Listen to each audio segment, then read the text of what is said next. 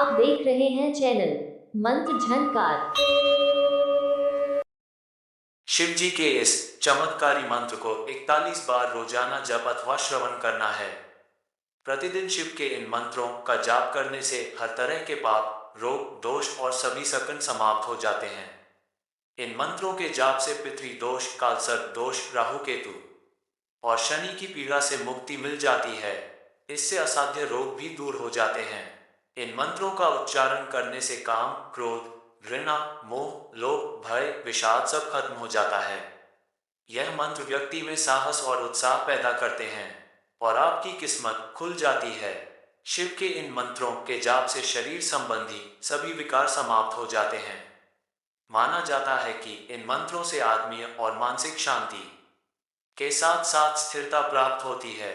इनके जाप से आभामंडल में सकारात्मक ऊर्जा का प्रवाह बढ़ने लगता है। जातक के पास लक्ष्मी और धन प्राप्ति के रास्ते खुलने शुरू हो जाते हैं। आपने बस इस मंत्र को घर या ऑफिस में चला देना है और 41 बार पूरा सुनना है। अगर आपको ये वीडियो पसंद आए तो आप कृपया कमेंट और शेयर करना ना भूलें और साथ ही साथ एक लाइक और चैनल को सब्सक्राइब जरूर करें। मंत्र इस प्रकार है। ओम शिवं प्रचंडं प्रकृष्टं प्रगल्भं परेशम् अखंडम् अजं भानुकोटि प्रकाशम् त्रयःशूलनिर्मूलनं शूलपाणि भजेऽहं भवानीपति भावगम्यं शिवम् ओम शिवं प्रचंडं प्रकृष्टं प्रगल्भं परेशम् अखंडम् अजं भानुकोटि प्रकाशम् त्रयःशूलनिर्मूलनं शूलपाणि भजेऽहं भवानीपति भावगम्यं शिवम् ओम शिवं प्रचंडं प्रकृष्टं प्रगल्भं परेशम् अखंडम् अजं भानुकोटि प्रकाशम् त्रयःशूलनिर्मूलनं शूलपाणि भजेऽहं भवानीपति भावगम्यं शिवम् ओम शिवं प्रचंडं प्रकृष्टं प्रगल्भं परेशम् अखंडम् अजं भानुकोटि प्रकाशम् त्रयःशूलनिर्मूलनं शूलपाणि भजेऽहं भवानीपति भावगम्यं शिवम् ओम शिवं प्रचंडं प्रकृष्टं प्रगल्भं परेशम् अखंडम् अजं भानुकोटि प्रकाशम् त्रयःशूलनिर्मूलनं शूलपाणि भजेऽहं भवानीपति भावगम्यं शिवम्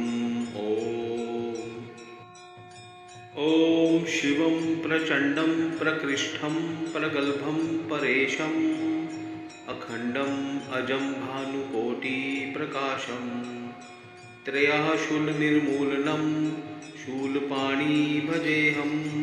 भवानीपति भावगम्यं शिवम् ओम शिवं प्रचंडं प्रकृष्टं प्रगल्भं परेशम् अखंडम् अजं भानुकोटि प्रकाशम्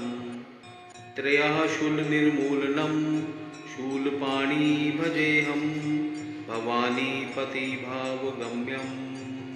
शिवम् ओम शिवं प्रचंडं प्रकृष्टं प्रगल्भं परेशम्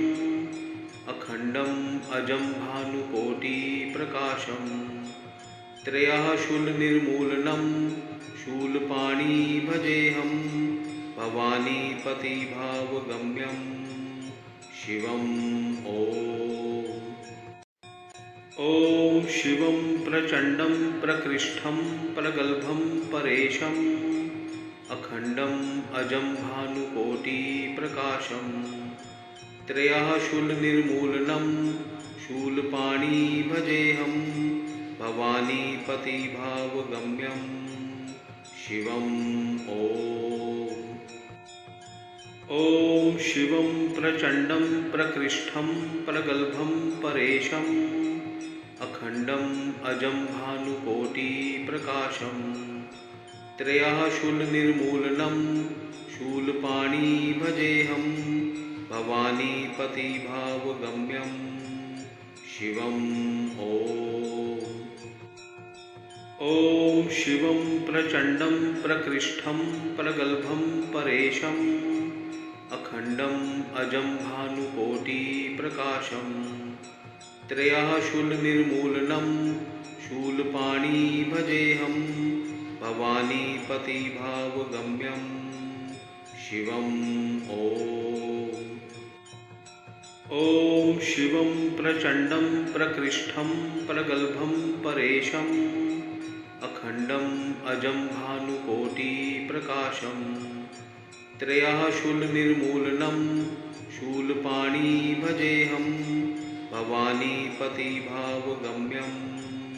शिवम् ॐ शिवं प्रचण्डं प्रकृष्टं प्रगल्भं परेशम् अखण्डम् अजं भानुकोटिप्रकाशम् त्रयःशूलनिर्मूलनं शूलपाणी भजेऽहं भवानीपतिभावगम्यं शिवम् ॐ शिवं प्रचण्डं प्रकृष्टं प्रगल्भं परेशम् अखण्डम् अजं भानुकोटिप्रकाशम् त्रयःशूलनिर्मूलनं शूलपाणी भजेऽहं भवानीपतिभावगम्यं शिवम् ॐ शिवं प्रचण्डं प्रकृष्टं प्रगल्भं परेशम् अखण्डम् अजं भानुकोटिप्रकाशम् त्रयःशूलनिर्मूलनं शूलपाणी भजेऽहं भवानीपतिभावगम्यं शिवम् ॐ शिवं प्रचण्डं प्रकृष्टं प्रगल्भं परेशम् अखण्डम् अजं भानुकोटिप्रकाशम् त्रयःशूलनिर्मूलनं शूलपाणी भजेऽहं भवानीपतिभावगम्यं शिवम् ॐ शिवं प्रचण्डं प्रकृष्टं प्रगल्भं परेशम् अखण्डम् अजं भानुकोटिप्रकाशम् त्रयःशूलनिर्मूलनं शूलपाणी भजेऽहं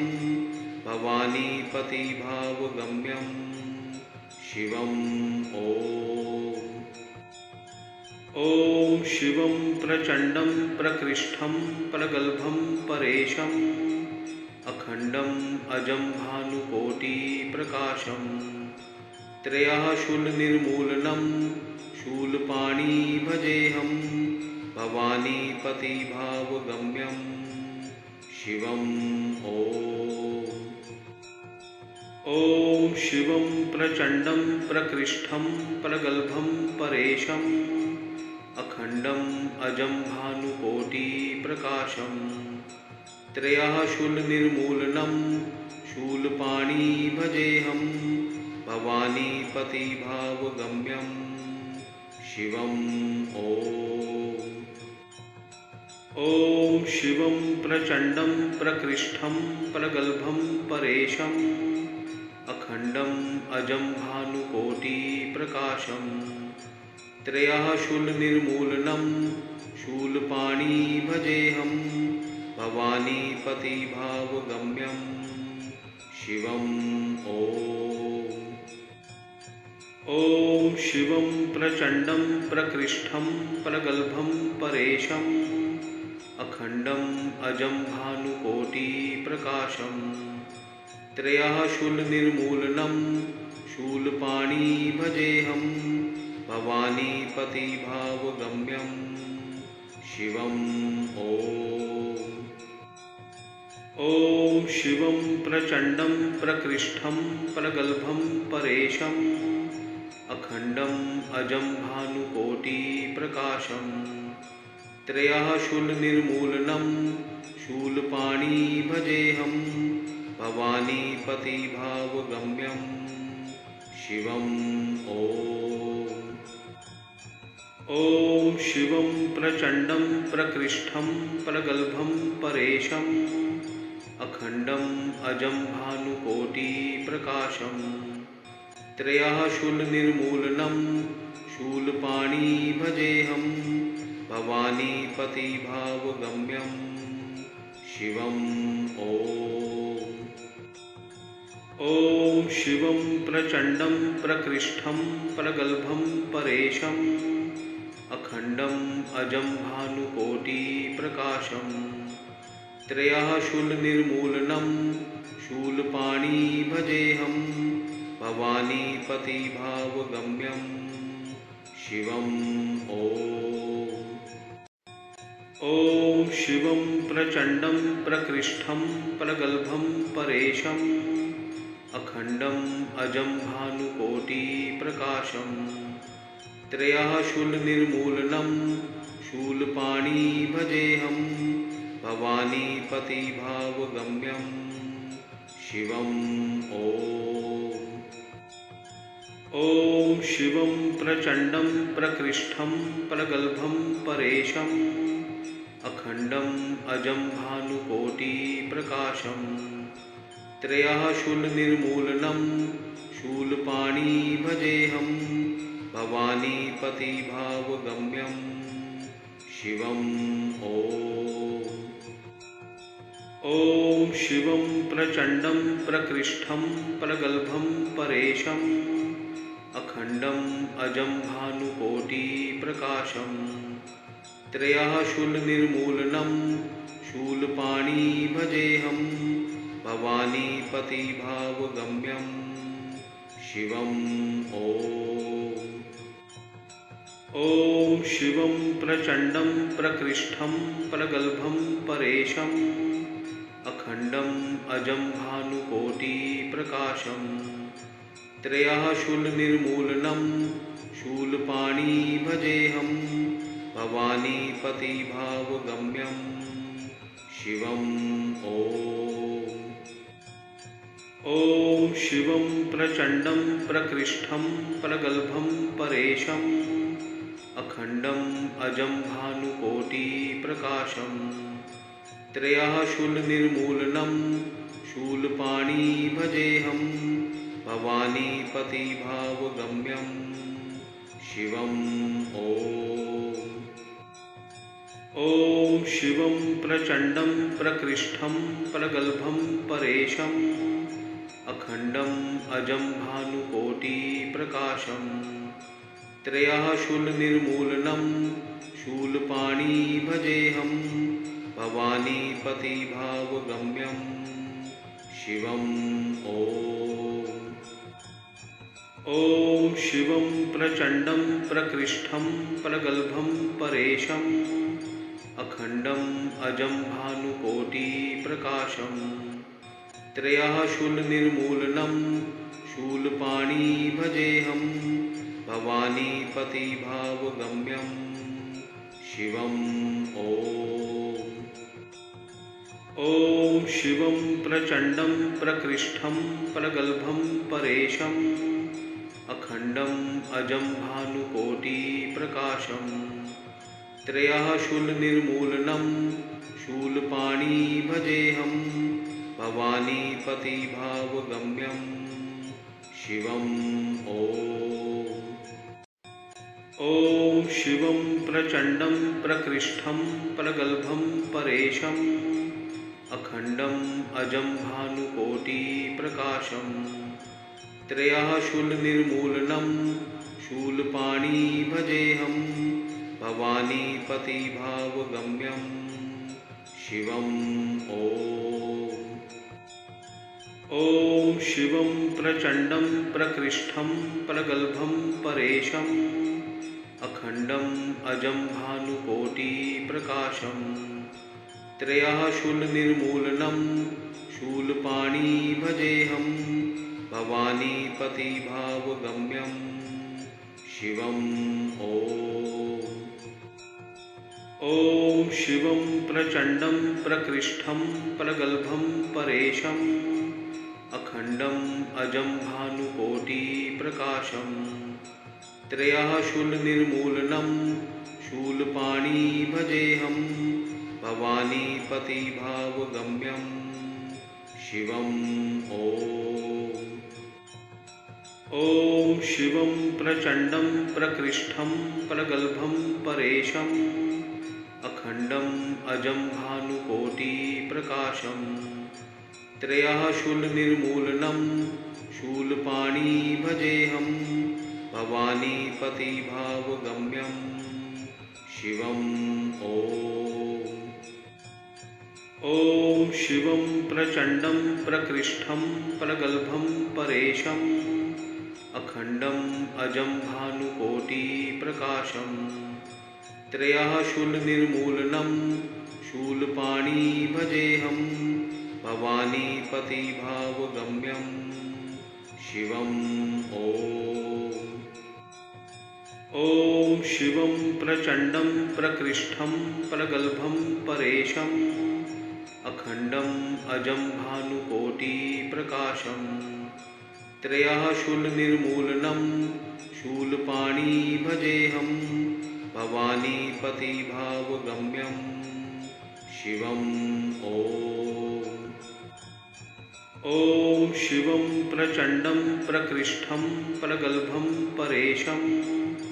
अखण्डम् अजं भानुकोटिप्रकाशम् त्रयः शूलनिर्मूलनं शूलपाणी भजेऽहं भवानीपतिभावगम्यं शिवम् ॐ शिवं प्रचण्डं प्रकृष्टं प्रगल्भं परेशम् अखण्डम् अजं भानुकोटिप्रकाशम् त्रयः शूलनिर्मूलनं शूलपाणी भजेऽहं भवानीपतिभावगम्यं ॐ शिवं प्रचण्डं प्रकृष्टं प्रगल्भं परेशम् अखण्डम् अजं भानुकोटिप्रकाशम् त्रयः शूलनिर्मूलनं शूलपाणी भजेऽहं भवानीपतिभावगम्यं शिवम्